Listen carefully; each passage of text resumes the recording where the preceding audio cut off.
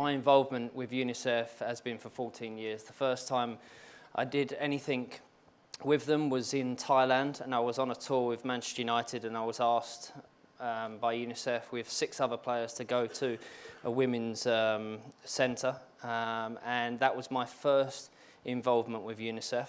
And then about 6 months after that, I had a letter from Kofi Annan saying, would you like to become one of our ambassadors? And that, without a doubt, was one of my proudest moments outside of my career and in my life, to be honest. You know, to be asked to be an ambassador of an organisation that does so much for so many people, so many children, so many women, so many men around the world, I was very touched by that. So, yeah, my involvement started a long time ago.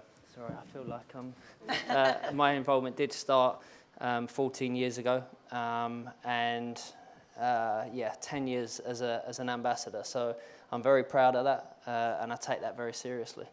And you've launched the Seven Fund this year. I'll ask you a bit about that in a moment, but Carol, I'll come to you. As UNICEF, a huge organisation, you have a lot of ambassadors, but David is the first ambassador to have his own fund. What does that say about what he brings to UNICEF?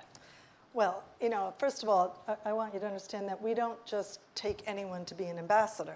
You know, we were the first organization to ever use celebrity ambassadors, and we get requests pretty frequently from people who would like to be ambassadors.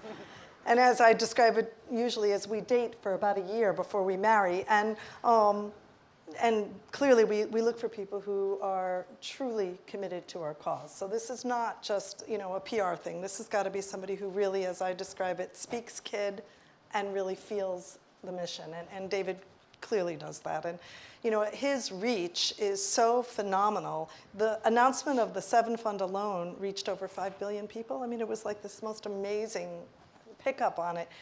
And also because children look up to him.